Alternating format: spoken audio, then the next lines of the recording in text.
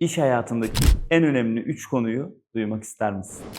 Birincisi ne bildiğin, ikincisi kimi tanıdığın, üçüncüsü seni kimin tanıdığı. Bu 3 başlıkta uzmanlaş, satışın, gelirin artsın. Açıklayalım. Ne bildiğin, mesleki bilgin, mesleki yeterliliğin, kişisel gelişimin ve mesleki gelişiminle zirveye çıkartılması gereken bir konu.